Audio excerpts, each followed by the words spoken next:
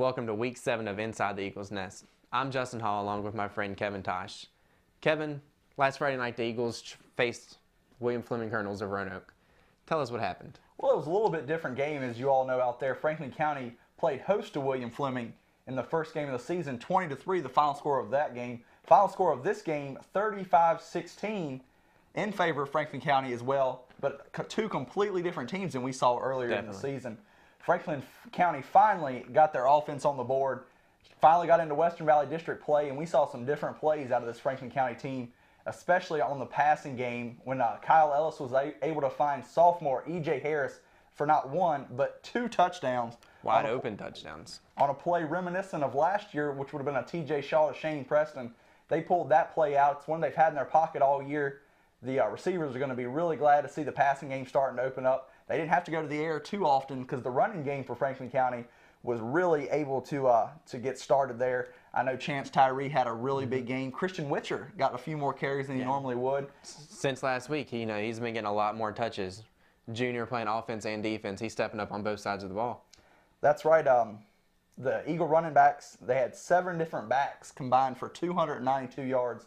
You know a coaching staff has to be really happy when they see something like that. Jonathan Altis got in on fullback a little bit. Late in the game, we had some cleanup duty when the score got a little bit out of hand. Patrick Belcher came in, had a few carries, but nonetheless, really good game offensively. One of their best offensive games of the season, maybe the other one, the Bassett game. But the Franklin County offense really starting to click, but not taking anything away from that William Fleming team, Justin. Oh, yeah.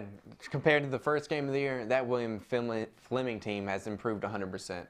I mean, Jamel Hagan's sitting there running the ball, got about 100 yards, but he really didn't get that many touches in the second half. And it looks like William Fleming found them a new quarterback. That's right. Coach Johnson said after this game he's going to be running a 2-quarterback system to find a little bit of spark.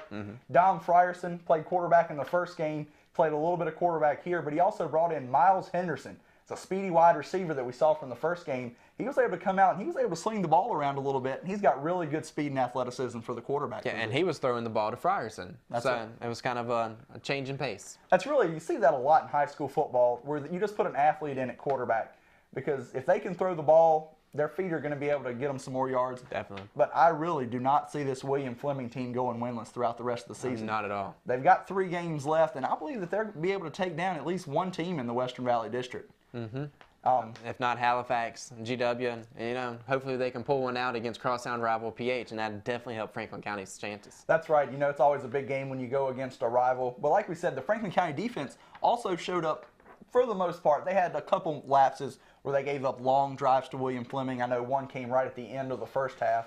But all in all, they did pretty good. They found a new safety for this week. They tried a new player out. They put Bubba Henderson in. We saw him as wide receiver. We saw him play a little bit of linebacker. He had a really good game at safety. I think he got a little banged up towards the end of the game. We'll hope he's back and ready to play this week or at least a couple games down the road. As far as defensive line goes, they kind of wore down a little bit as the game went on, but they didn't get tired, if that makes sense. They got wore down a little bit just because, like you said, Jonathan Hagan's running the ball up the middle. It kind of wears you down, but they weren't tired. They're a really good, well-conditioned team. But nonetheless, a really good win for Franklin County to open up Western Valley District play. And just to hit on a little bit, the other game in the Western Valley District and what we called last week's statement weekend for the Western Valley District, PH traveled to GW Danville in what many people thought would be a really good test of both people's talents. And I hate to say it, which I don't hate to say it, but you kind of do, PH is definitely for real. They were able to come out with a 31-2 win in Danville, Justin. Yeah, I mean, news broke last Friday night that both Virginia Tech and now UVA has offered PH's Prince at quarterback, or as athlete in the college terms. But, that says something when the 2 top programs in the state want somebody as locally. The only other, I guess we had the Michael Holmes last year that's going to Virginia Tech, but we don't have many kids locally that get recruited to go D1. That's right, and if both teams, Franklin County and PH, can take care of business in their next 2 or 3 games, according to PH, they have a game this week against Martinsburg, West Virginia. It could really set up for Week 10, Franklin County traveling to PH. It could possibly decide the Western Valley District champion for this year in the automatic berth in the Northwest region. But like we said, we'll come back after the break and we'll preview the Franklin County homecoming matchup this week with Halifax and give a little bit of insight into the William Fleming GW game next week.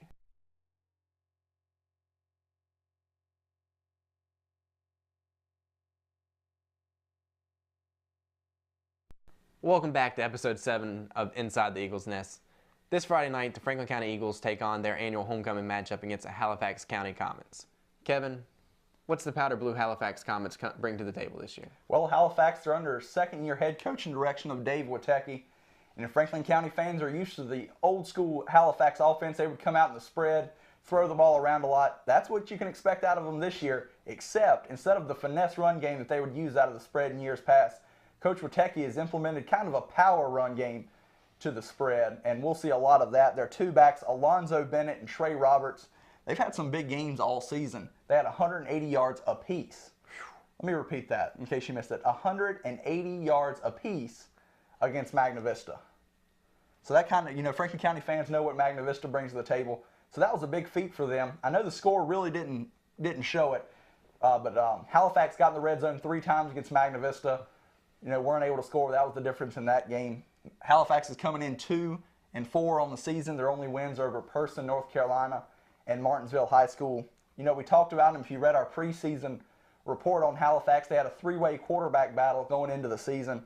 Looks like Stanford or Ford Bradshaw, whichever you want to call him, ended up the quarterback of this football team. We'll see him passing probably around 20 times this game, which is a lot more than teams we've seen this season already. One of his main targets is going to be Cody Palmer. Like we said, really need to watch out for Alonzo Bennett and Trey Roberts. If they can get the power run game going and you mix in the pass from Bradshaw to Palmer and he has 2 or 3 other receivers, it could be a long night for Franklin County. But, Franklin County's defense is starting to really come around. They had a couple games there in the middle of the season. Starting to get healthy. They're starting to get healthy again. They're starting to plug a few different players in. Mason Maples getting a little healthier. We're starting to see him come in. He's got a really high motor. Oh, yeah. Gets after the play. Tyler Toon didn't play last week. He's going to play this week against Halifax. Coach was trying to get him ready, so I believe we'll see him out there. Like we said, Bubba Henderson, hopefully he'll be healthy. I think he had a little rib issue at the end of the last game. But like I said, they're going to come out. They're going to sling the ball around. They're going to use a power run game. They're averaging 50 to 60 plays a game with this up-tempo offense. So Franklin County, what are going to be the keys to the game this week? Well, like you said, Kevin, they're averaging 50 to 60 plays a game. That's 50 or 60 plays our defense has to be out there. So Franklin County needs to keep them off the field, keep our defense fresh. Any good defense, when they get tired, they're not a good defense anymore. Look at Virginia Tech and Miami. Their offenses just went out there and really didn't give the defenses time to rest, so they ran to score up, almost got 1,000 yards out. But as you were saying earlier, Franklin County's finally getting healthy on defense. At the ends, Maples and Basham, they put William Fleming to shame. They threw some hits out there. Bubba Henderson at safety was throwing a lot of hits. And, Toon and Hunt in the middle, they're really starting to step up their game. And Sheeman's been solid as always all season. Solid week in and week out. Oh, yeah. And, so Franklin County, they really just need to keep them off and keep that offensive flowing.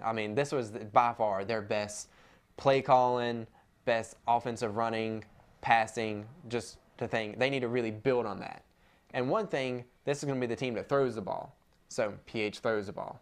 This will be a nice test for both of our cornerbacks, Gill and Harris, to going into the PH game to try to get us ready for it, to see what we really have there. Well, I have to completely agree with you, so I won't repeat what you said, but definitely agree there. Stole your thunder, man. Well, no, but I'm going to go ahead and tell you a little bit about what Halifax needs to do as far as Franklin County. With this pass and attack and this power run game, they're going to have 1, 2, maybe even 3 good, really solid chances of putting points on the board, whether it be a blown coverage. It's just a given in high school football. It's going to happen. But once they get in the red zone and these 1, 2, or 3 chances where they get to make a touchdown, they're going to have to put points on the board against Franklin County. I really think this offense for the Eagles is starting to click, so they're going to start putting points on the board. You think of a wing T, you think of an option offense, first thing you come to think about ball control, running the clock down. But just take a look at Georgia Tech and their veer. They can put points on the board. And I think that's what this Franklin County team is capable of. And I believe we're going to start to see that more in the last 3 games of the season leading up to the game against PH. They're getting a lot more familiar in their zones. That's right, and they're starting to block better. It's all starting to come together. So Halifax is going to need to take care of business when they get those opportunities, because I believe it's a good chance they're going to be few and far between. But like you said, a good warm up here You know, you're right in the middle of Western Valley District play, but like you said, if they take care of business, Franklin County does this week, then they take care of business in their last home game of the season against GW Danville. Both of those are two really good tests leading up to what could be, like we're saying, we're not trying to jump the gun here, but the way it's looking, it's going to end up being a PH Franklin County battle in Roanoke for the Western Valley District title. Anything else you got to add this week? It's nice to see the Eagles come around on offense. You know, last year it started out the same way. Franklin County was a little bit slow on offense, but by the time playoffs came, Preston and Shaw, forgot his name there for a second, which was hard to do, and they were clicking. And this year, you know, you're seeing it a little bit more. Everybody's starting to get good, healthy, offensive line starting to learn their new blocking schemes a lot better, and Franklin County's starting to click at the right time. That's right. We're just about out of time, but just to let you know, Patrick Henry is going to travel to Martinsburg, West Virginia to take on a really tough team from the mountains there. I believe that Martinsburg's 6-0, so that'll be another good test. Big boys. You know, big guys up there. It'll be another good test for Patrick Henry. In the other Western Valley District game, Fleming, you know exactly what they have, is going to be traveling to GW Danville. They're going to take on DeMonte Ballard at quarterback, Travis Jones. You know they're going to be hungry after that thumping that they took at the hands of David Prince and the Patrick Henry Patriots.